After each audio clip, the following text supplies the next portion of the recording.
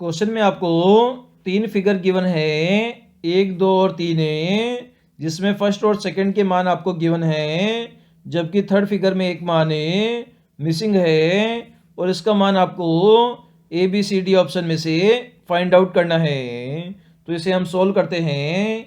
तो सबसे ऊपर हमारा 6 लिखा हुआ है, नीचे 4 और 9 लिखा हुआ है। तो इन तीनों में रिलेशन निकालते हैं। तो अगर 4 को हम 9 से गुणा करेंगे तो 9 चौके 36 हो जाएगा। अगर ऊपर हमें 6 का स्क्वायर करेंगे तो हमारा 36 हो जाएगा। मतलब इन दोनों संख्याओं का गुणा ऊपर वाली संख्या के स्क्वायर के बराबर है। इसी प्रकार से हमें 16 को 9 से गुणा करेंगे तो 16 9 में 144 हो जाएगा।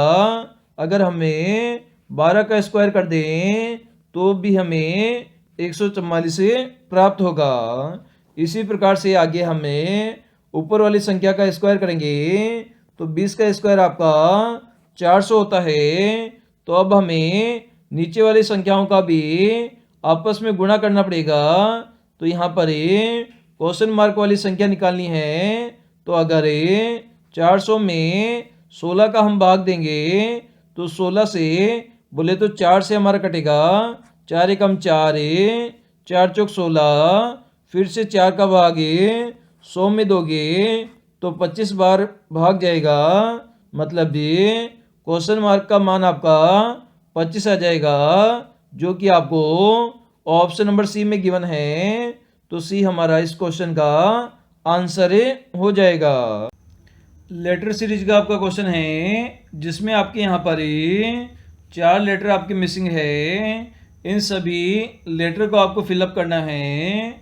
इसके लिए आपको 4 ऑप्शन भी गिवन है। तो इसे हम सोल्व करते हैं। तो सबसे पहले यहाँ पर नंबर ऑफ लेटर यहाँ पर हम काउंट करेंगे। तो लेटर कितने हैं, 1 2 3 4 5 6 7 8 9 10 11 12 13 14 15। तो 15 हमारे लेटर है। अगर यहाँ पर 5 लेटर के हमें 3 यहाँ पर सेट बना दें और इन्हें आपस में कंपेयर करके चेक करें तो क्या हमारा सॉल्यूशन आ जाएगा। तो यहाँ पर हम देखते हैं, 3 सेट बनाते हैं। तो पहला सेट हो जाएगा ए खालिस्तान सी ए खालिस्तान। इसी प्रकार से दूसरा सेट बन जाएगा बी सी खालिस्तान बी सी। इसी प्रकार से तीसरा सेट बन जाएगा सी खालिस्तान बी सी ए।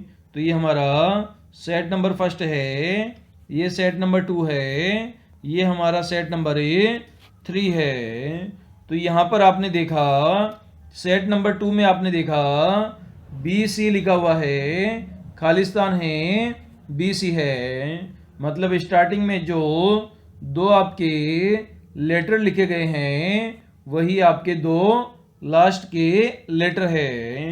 तो इस प्रकार से ऑप्शन नंबर जो हमारा 3 है उसमें देखते हैं लास्ट में सी ए लिखा हुआ है।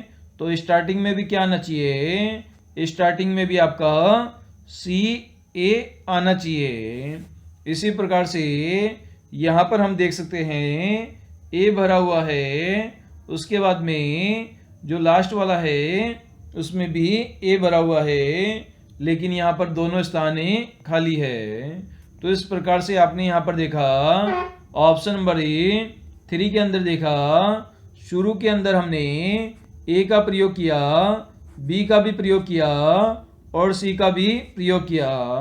मतलब स्टार्टिंग के 3 लेटर हमने बढ़ने के लिए ए बी सी का प्रयोग किया है। तो सेट नंबर 2 में हम देखते हैं, तो यहाँ पर बी सी का हमने प्रयोग कर लिया। मिसिंग क्या है, मिसिंग आपका ए है।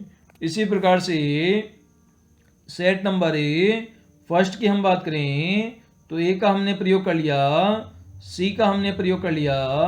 तो मिसिंग क्या है, मिसिंग आपका बी है। तो शुरू में अगर ए बी आएगा तो लास्ट में भी आपका ए भी आना चाहिए। तो इस प्रकार से हमने यहाँ पर बी भरा, उसके बाद में वापस से हमने बी भरा, आगे हमने यहाँ पर ए बी सी भरा और उसके आगे हमने यहाँ पर सी ए भरा।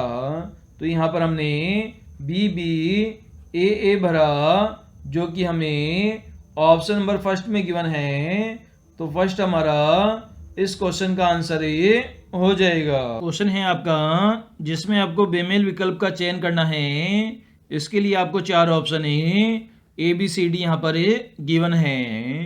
तो ए में आपका 27 लिखा हुआ है, बी में आपका 125 लिखा हुआ है और सी में आपका 343 लिखा हुआ है और डी के अंदर आपका 1321 लिखा हुआ है। तो इस प्रकार की संख्याएं कभी भी मिले जिसमें कुछ संख्याएं 2 डिजिट में हो, कुछ संख्याएं 3 डिजिट में हो और कुछ संख्याएं 4 डिजिट में हो, तो इनमें स्क्वायर या क्यूब का फॉर्मूला लगा के हम इसे सोल्व करने की कोशिश करेंगे। तो इसे हम चेक करते हैं। तो 27 क्या होता है? 27 आपका 3 का क्यूब होता है, मतलब 3 को आपस में 3 बार गुना करोगे तो 3 तरीका 9 और 9 तिया 27। इसी प्रकार से 125 क्या होता है? 5 का क्यूब होता है, मतलब 5 को आपस में 3 बार गुना किया तो 5 25 और 25 पंजे 125। इसी प्रकार से हम देखें 743 क्या होता है? तो ये हमारा 7 का क्यूब होता है। तो 7 को 7 से गुणा किया 49 से और 49 साथ कितना होता है? 343 होता है। इसी प्रकार से 1321 को हम चेक करें तो इसके आसपास संख्या आएगी हमारी 11 का क्यूब आएगी। तो 11 को 11 से आपस में गुणा करोगे तो संख्या आपकी आ जाएगी 11 को 11 से गुणा करने पर 121 आएगा। इसी प्रकार से वापस आप 11 से गुणा करोगे तो आपकी संख्या 1331 आएगी, लेकिन यहाँ पर 1321 लिखा हुआ है जो कि हमारा गलत है, क्योंकि ए ऑप्शन है, बी ऑप्शन है और सी ऑप्शन की जो संख्याएं हैं वो किस फॉर्म में हैं? तो ये क्यूब फॉर्म में संख्याएं हैं, जबकि डी ऑप्शन वाली संख्या क्यूब फॉर्म में नहीं है। तो डी हमारा बेमेल विकल्प हो जाएगा। नंबर सीरीज का आपके पास में क्वेश्चन है 11, 10, उसके बाद में क्वेश्चन मार्क है, आगे 100 है, 1001 है, 1000 है और उसके बाद में 10,001 है। तो यहाँ पर आपको क्वेश्चन मार्क का मान फाइंड आउट करना है A B C D option में से। तो इसे कैसे सॉल्व करेंगे तो देखते हैं इस वीडियो में। तो सबसे पहले देखते हैं 11 से 10 और 10 से क्वेश्चन मार्क, उसके बाद में 100। तो यहाँ पर आपको 2 नंबर सीरीज दिखाई दे रही होगी, जिसमें पहली नंबर सीरीज 11 से क्वेश्चन मार्क पर जा रही है, उसके बाद में 1001 पर जा रही है और उसके बाद में 10,001 पर जा रही है। इसी प्रकार से सेकंड सीरीज 10 से 100 पर जा रही है और 100 से 1000 पर जा रही है। मतलब जो सेकंड वाली जो सीरीज है उसमें एक जीरो बढ़ाया जा रहा है। सबसे पहले 10 लिखा जा रहा है और उसमें एक जीरो बढ़ाकर 100 लिखा जा रहा है और आगे भी ऐसे ही एक जीरो बढ़ाकर 1000 लिखा जा रहा है। जबकि जो फर्स्ट वाली सीरीज है उसमें 11 लिखा हुआ है, उसके आगे क्वेश्चन मार्क है, उसके आगे 1001 है और उसके आगे 10,001 है। मतलब बीच में एक जीरो ऐड कर दिया गया है 1001 में। तो इसी प्रकार से 11 से क्वेश्चन मार्क पर जाने के लिए हम 1 और 1 के बीच में एक जीरो ऐड कर देंगे और सिमिलर आगे भी हमें 101 से 1001 पर जाने के लिए बीच में एक जीरो ऐड कर देंगे।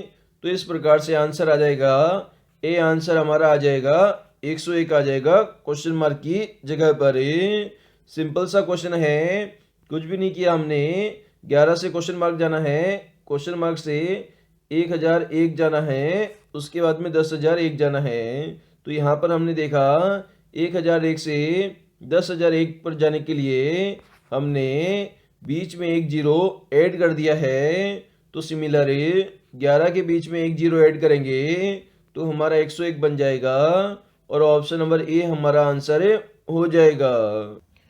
क्वेश्चन है आपका, किसी वृद्ध व्यक्ति का पुत्र मेरे पुत्र का चाचा है, बताइए मेरी माँ की इकलौती पुत्र का संबंध उस वृद्ध व्यक्ति से क्या है। इसके लिए आपको 4 ऑप्शन गिवन है। तो इसे हम सॉल्व करने की कोशिश करते हैं। तो सबसे पहले हमें बताना है जो वृद्ध व्यक्ति है का जो पुत्र है वो मेरे पुत्र का चाचा है। तो सबसे पहले हमें ओल्ड मैन बना लेते हैं। इसे हम OM से शो करते हैं। का जो पुत्र है, वृद्ध व्यक्ति का हमें पुत्र बनाना है तो इसे S से शो कर देते हैं। फिर बात करते हैं मेरा पुत्र, मेरे पुत्र का चाचा है। तो इस आदमी का भी एक पुत्र होगा यहाँ पर। उसका जो पुत्र है, उसका जो ये वाला पुत्र है ओल्ड मैन वाला, ये इस पुत्र का क्या लगता है, अंकल लगता है। तो यहाँ पर बताना है, बताइए मेरी माँ की इकलौती पुत्री, इसकी जो व्यक्ति है इसकी हमें माँ बनानी है।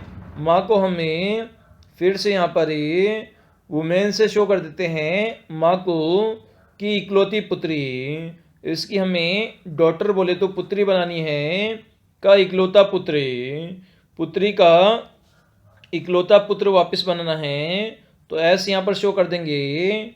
का संबंध उस वृद्ध व्यक्ति से क्या है, तो ये आपको बताना है।